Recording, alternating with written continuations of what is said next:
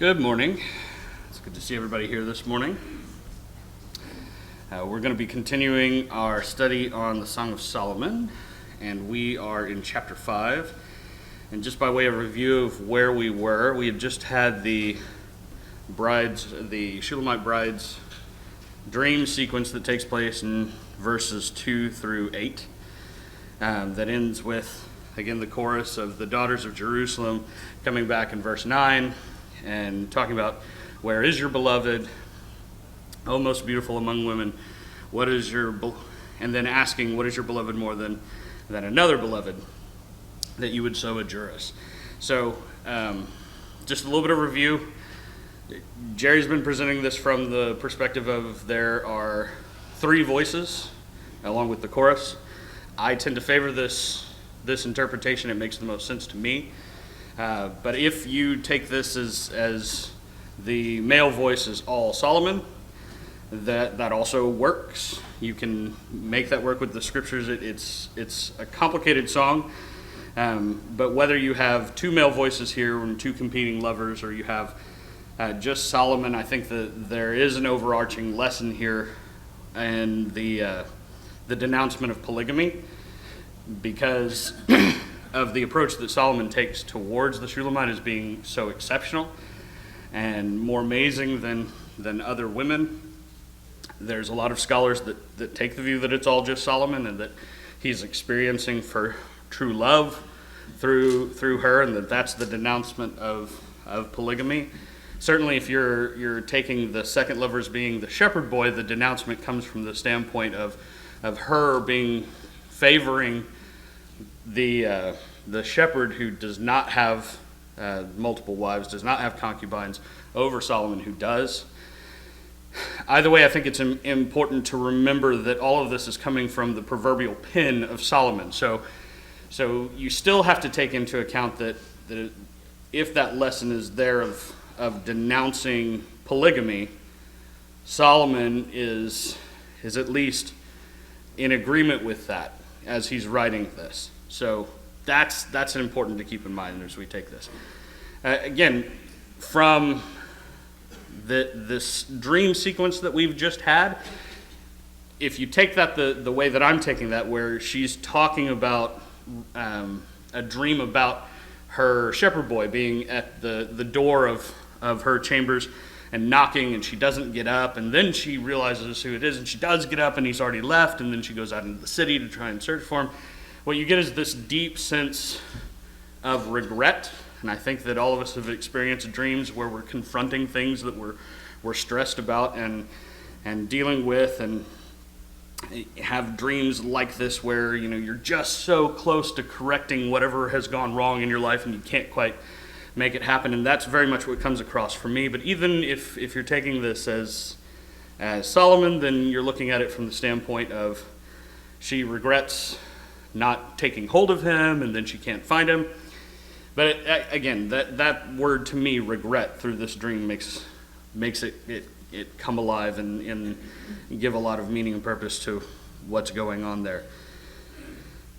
Jerry covered this last question: what did the woman want the daughters of Jerusalem to do? And again, this to me is why it's passages like this one that to me is why I think there's that third voice. It's because as when they ask, what is your beloved more than another beloved, I tend to favor that of being, well, if it was Solomon, I think they'd have their own version of that. I mean, obviously you can take that as, if it's Solomon, oh, what do you see in Solomon?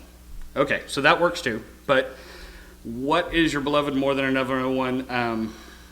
Why is it that you just told us at the end of verse 8, I adjure you, O daughters of Jerusalem, if you find my beloved, tell him that I'm sick with love. And like I say, if the way I'm taking that is she's in regret that she has allowed herself to be separated from the shepherd, and she's trying to tell this chorus, go find my beloved, tell him I am faint with love, I am sick with love, I am deep in love with him still.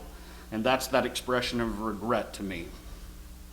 But either way, the chorus answers and says, what is your beloved more than another? And then she's going to launch into, in verse 10, a description of her beloved here. And we'll check real quick on what the next question is before I just dive too deeply into that. What is it that the daughters of Jerusalem are puzzled about? What are they asking here in this question? I mean, I just sort of answered it, but how would you put it? How is he different from other lovers? Why is it so important to you that we go find him and tell him that you're faint with love for him? What is he more than others? And that's when she launches into this whole description of, oh, well, I'll tell you just how much different he is from others. How many, in this description, how many different parts of him or how many different compliments does she pay? Did anybody count that? I'm asking off the cuff here. 10. So 10. So if we remember our biblical numbers earlier, when Solomon's praising her, how many did he have in his praise? How many? 7. Okay, so here you have those very Hebrew biblical numbers of 7-fold praises of complete praise. Here's another one here of 10-fold of complete praise of her beloved. So Jerry here focuses in on what, again, does the Shulamite say about his eyes? What are his eyes like? They're like doves. And they're specifically doves that are beside streams of water, that are bathed in milk, sitting behind a pool. So there's a heavy emphasis on liquid here. And I think that's very common to English poetry as well as Hebrew poetry. When you're looking at somebody's eyes, that idea of moistness gives the idea of softness. We go back to the doves that we've talked about already. There's that softness or that shyness. That I think here it's less the shyness. You've got the softness. If you read the phrasing in Hebrew in bathed in milk, what you're trying to get the idea of the whites of his eyes, that the pupils of his eyes that she's describing are swimming in the whites of his eyes.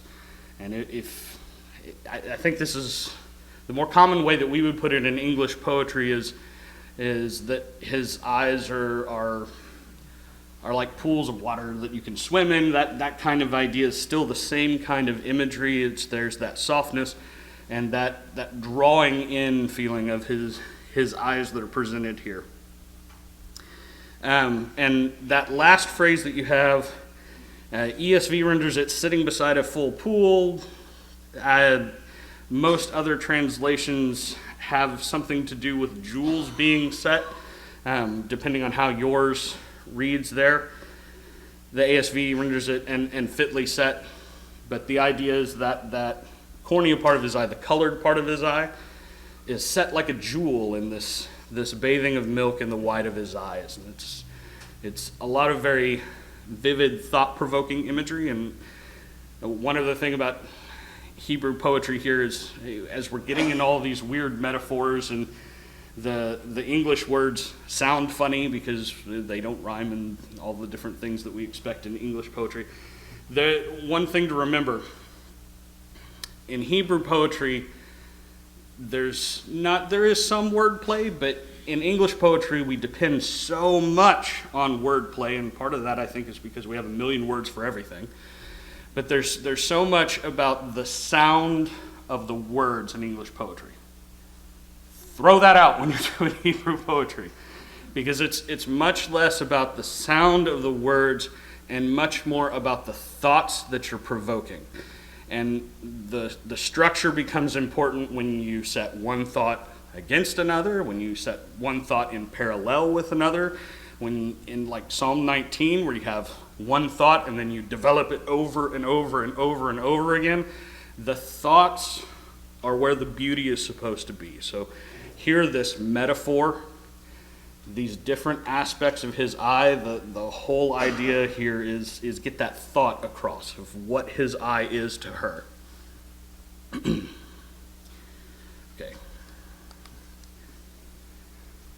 What is his body like? And I love how Jerry immediately picks to the hardest pieces of this particular passage. It's good, though, because I think a lot of these, the rest of these are pretty easy to come across.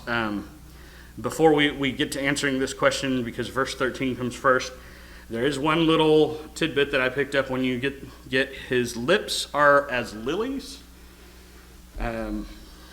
You could easily say, okay, well, first of all, what color do you think of when you hear lily? White. Okay, good. That's what I thought of too. This is specifically a red flower. So I somewhat feel like our English translators did service here. The more deeper looks at the translations, it is lily, but it's specifically a red lily that would have been typical for them. So you could take this two different ways. Either his lips are soft or perfection like a lily, and then it doesn't matter what color you're talking about. But if we are specifically referring to a red flower, I think that gives a better picture of, okay, she's referring to the redness of his lips. So there's little pieces like that. The cheeks are like beds of spices and mounds of sweet-smelling herbs. I even heard one exegetic talk about, that's talking about the sweet perfumed beard that he would have had. Interesting thought. Either way, it definitely, you're talking about his cheeks are sublime to her. But then we get into verse 14, and the second part of verse 14 is where we're building to. Verse 14, when she says, and again, this depends on which translation you're reading out of. ASV renders this, his hands are as rings of gold set with beryl. And then ESV will render it, more modern translations render it, his arms are as rods of gold. The word here for rods or rings literally means a cylinder shape, but the focus in that we're looking at arms versus hands, really it's a more delicate imagery. I think the Hebrew is looking more at his delicate fingers, and it's not rings so much as the cylinder of his fingers are as pure gold, and it's much more delicate than. And again, you're saying his arms are of gold. If you're trying to get across that idea of rods of strength, I think you would have used something besides gold to come across with it. Gold, you're really just talking about more sublime, and I think the delicate imagery that preserves that it's his hands and his fingers works better here. But again, not either way, she's talking about his hands or his arms are sublime. But this question you have of his body is as ivory work overlaid with sapphires or with lapis lazuli or some sort of blue stone. So the question really here is, yes, what is his body like? It's like ivory work, but how would you explain this? What immediately jumped to your mind to think of this? Because I know it jumped to my mind, and I think it was totally wrong. Well, ivory started as constant and consistent. It would not deteriorate like some of the metals might. So I think it shows the consistency and purity of being that way for ages. Right. So it's a more sort of a enduring sublimeness. I like that. That's good. I think that fits with this idea of worked ivory, because ivory is very solid. It doesn't deteriorate. The word here that's translated by some as polished, that's translated by some as ivory work, denotes a fine workmanship that's been worked on it, and if you work it into ivory, then it's going to endure. But then you have the second part that's with the jewels. Now, again, living in our era, you get some wrong ideas of this. If you're thinking of the male form and you think about it, and you're saying the body is encrusted with these jewels, I mean, you might have a tendency to think six-pack. That's totally inaccurate. For the time period that you're talking about, that is not an imagery that is in any way common. We're not talking about Brad Pitt here. We're talking about his body more generally speaking, and less in that intimate, unclothed way in which he's exposed, more so that his body is a fine work of an artisan that is adorned with jewels. So it's more this overarching idea of fine workmanship, absolute beauty, total sublimeness, and less specific to the way it's joined together in a more vulgar sense, perhaps. It's a tricky piece of this particular description, but you can come away with some things there that I don't think are actually in the poetry, especially when you consider this description as a whole. If you go in a more vulgar route in this one place, I think you're getting out of the Hebrew poetry form, where, again, all of these are thoughts that are developed around one central thought. And what is that central thought? Her beloved is exceptional among men. So if you go into like a more sensual, sexual way in this one tiny little piece, in the midst of pieces that are not particularly like that, I think you've kind of got to make that come back into the whole thought that she's trying to develop, and that stands out in a way that doesn't really work. Okay. So he is altogether what? Sorry? Lovely, desirable. Again, we have a tendency to insert sexually desirable. It's not that there is not sensuality in the Song of Solomon, there absolutely is.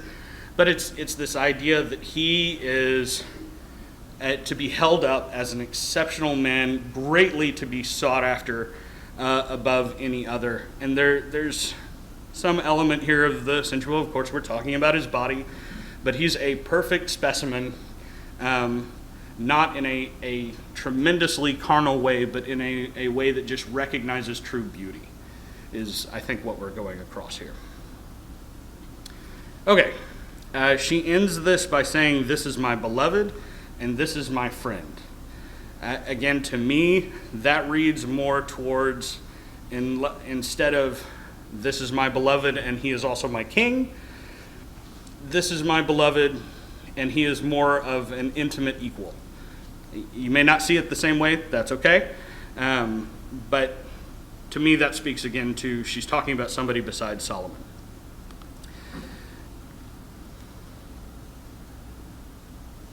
So we get into chapter 6 at this point, and you have the refrain again from the daughters of Jerusalem. "Where is your beloved gone?" So they can't find him. She's charged them to go find him. They immediately respond with, "Where has your beloved gone, most beautiful among women? Where has your beloved turned, that we may seek him with you?" So you're going to go seek him, and we're going to come along. Again, this is a dramatic poem. So the story doesn't have to flow absolutely linearly, but I think here you've got a decent sequence of events in which she's described him, she's told them to go look for him, and they're saying, "Okay, we're supposed to go look for him, you've told us what to tell him, but where has he gone? We do not know." Again, those who see this as the shepherd boy will point to this and say, well, if it was Solomon, why would they have trouble finding him? But those who think this is all Solomon have ready answers for that as well. Well, he's not present at the moment. And we see here when we go into the whole thing about his garden, they don't know where to seek the bridegroom Solomon specifically, because he's just recently left. So they're not so much asking, "We can't find him," as they're asking, "Which way did he go?" If that makes sense. So either way you're taking this, there are easy answers there for both viewpoints. But where does she say that he's gone? Pardon? To feed his flocks. Okay, so that's good because that's where that ends. Specifically, it's in a garden, to the beds of spices, to feed into the gardens and to gather lilies. And then she has this very tender and also very possessive statement here at the end of verse 3 in chapter 6, where she says, I am my beloved, and my beloved is mine. So whether she's claiming to the shepherd boy here, then she would be saying, I belong to him, not truly to the king, and he belongs to me, and that's precious, and it's very much a statement of monogamy. But even if she's saying about Solomon, it still ends up having the same kind of statement here, and this is why we see that overarching lesson of there being this statement against polygamy. If it's the king, she's being very possessively claiming, I belong to him and he belongs to me. There's no idea here of sharing. Now, obviously, if it's the king, the reality of the situation is he does have other wives. But it's still a statement of tremendous intimacy. And then the last line here, he feeds his flock among the lilies.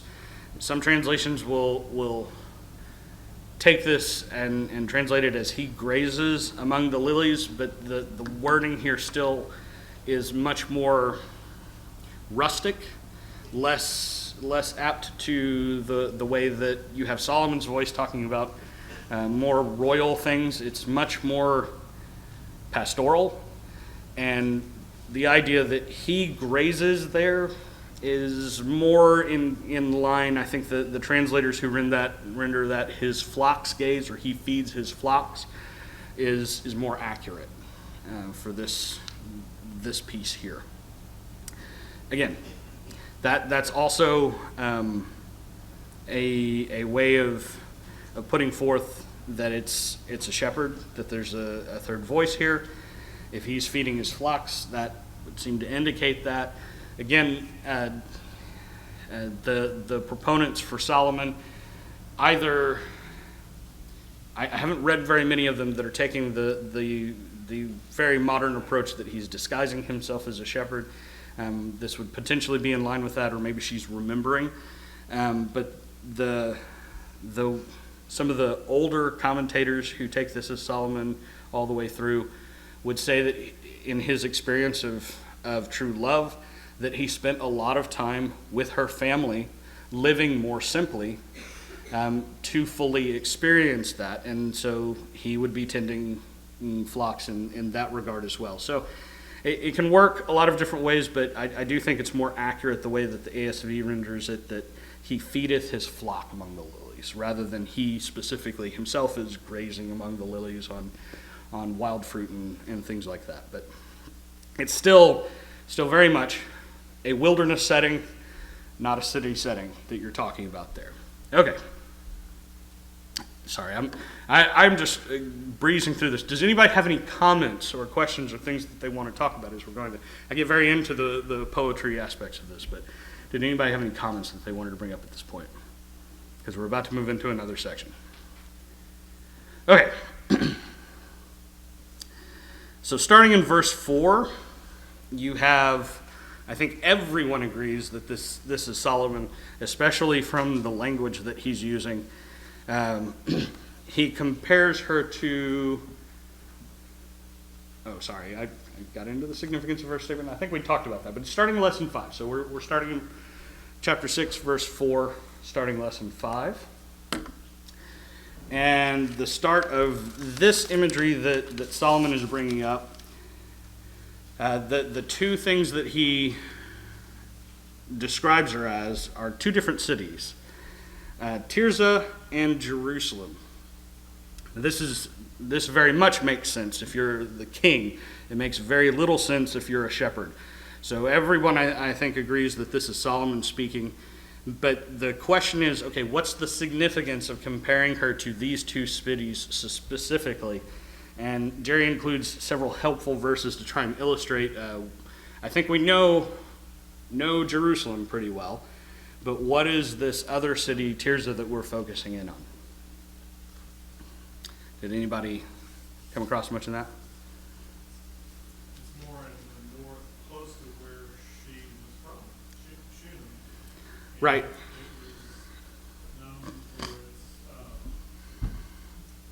just like Jerusalem, it's up in the hills, and it's more known for its beauty. It's olive Mhm. trees. It's more, you should say, it's more intimate to her surroundings rather than Jerusalem being his. Exactly.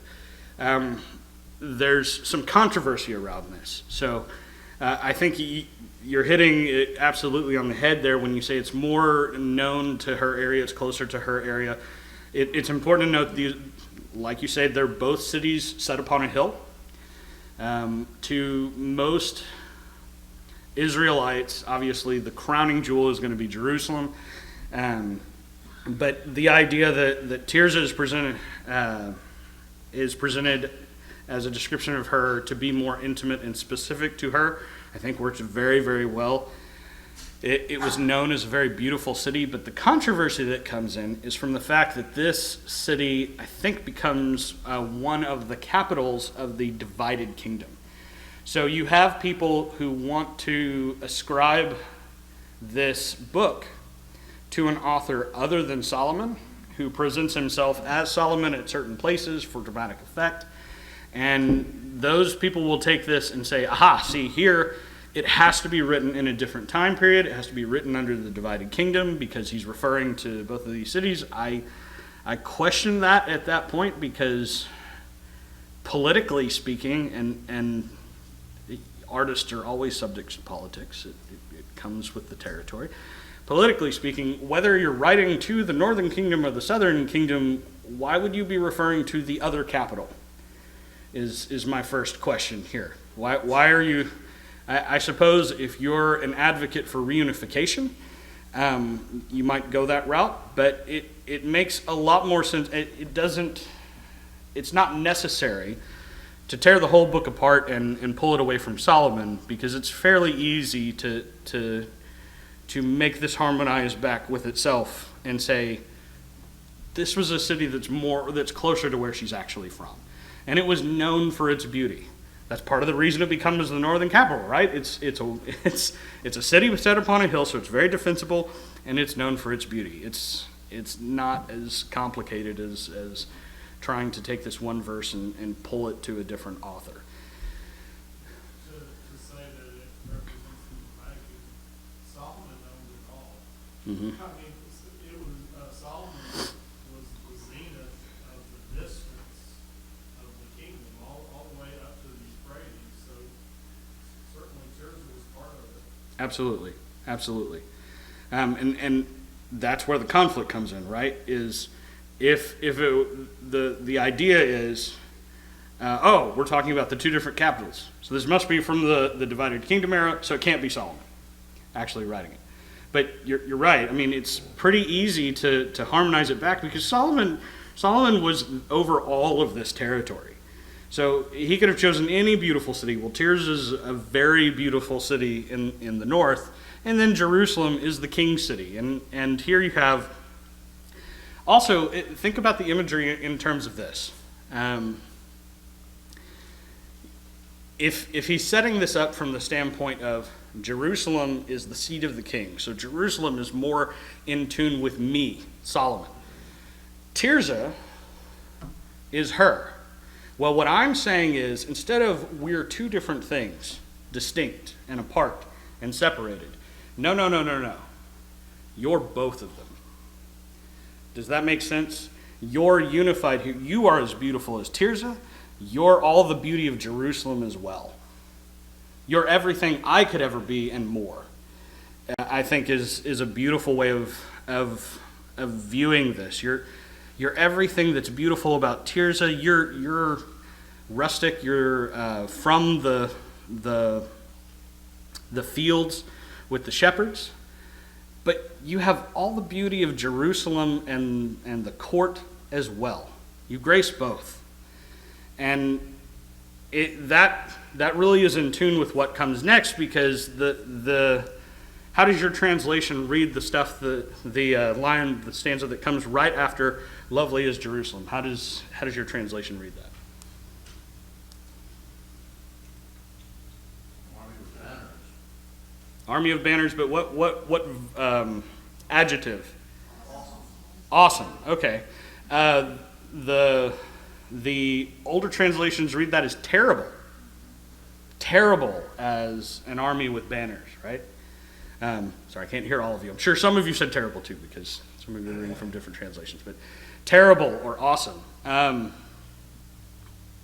It's hard to reconcile either. I think the more modern translators render it as awesome because they think that that's a little bit easier for an English speaker to understand the idea. But I like terrible because it forces us to deal with what the actual adjective is talking about. But it's not as complicated as it might seem. So, okay, the question you have renders it terrible as well, because Jerry works a lot out of the ASV. And I like that because, again, okay, what is meant by this idea of terrible? Okay, we already have awesome, so don't use awesome. Use something else. What is meant by this idea of terrible? And I'll give you a little hint. When he talks in the next part of verse 5, I think it's synthetic with this idea. So the two are developing the same idea. What's meant as terrible as an army with all of its banners? Put yourself in that image, and you're looking across the field at this wide army that you might be in conflict with all of its banners. And it's terrible in its presentation. And greatness with power. Greatness with power that's good. I like that. When you take that with the next part where he's talking about turn your eyes away from me because they overwhelm me. Okay, that greatness with power. There's an inherent sense of danger actually. And what is this danger? Well, okay, if you've ever been deep in love with somebody or deeply attracted to somebody, is there a sense of nervousness that goes along with that? It's not simply this everything is sunshine and rainbows when they come in the room. Yes, that's an aspect of it, but is there a nervousness? Is there a vulnerability that comes with being that deeply attracted to somebody else? Absolutely. Sorry, go ahead, Richard. Yes. Absolutely. Absolutely. Think of Samson and Delilah, right? Was Samson incredibly vulnerable to Delilah? And can that attraction in many cases turn to your detriment? Absolutely. And I don't think that Solomon is necessarily stating here that he's fearful that she'll use that power against him. That's not present here. But this idea that you'll be overwhelmed by someone that you're so intimate and attracted to that they can, the phrase, they can level you with a glance. That's the idea here. She's terrible as an army with all of its banners. Awesome does get the point across, but it's also subject to a lot of modern feelings that I don't think fully get this idea of terrible. This idea of I am vulnerable to you.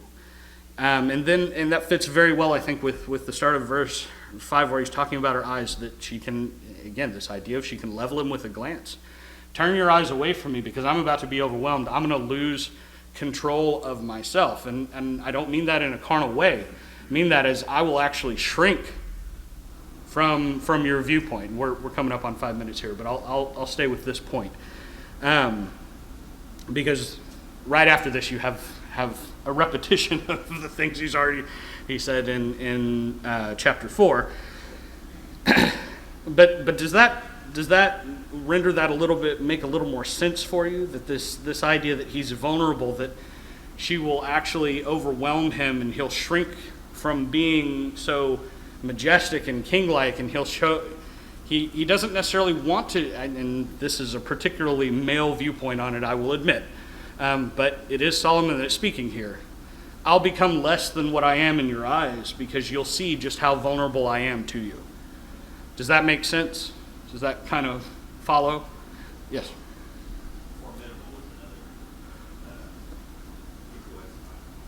Okay, so formidable is another word that could be used here. I think that fits very well. I think that fits very, very well for the passage, and it's like I say, it's a beautiful image. I think it's a powerful statement, especially from the perspective of what a woman does to a man. Now, I don't know this, obviously, intimately from the female perspective, so I don't know the opposite version of this, of just how vulnerable a man can make a woman feel, but this is a very poignant image that I feel like from a male perspective you can very much relate to, because there's that need to be seen as strong.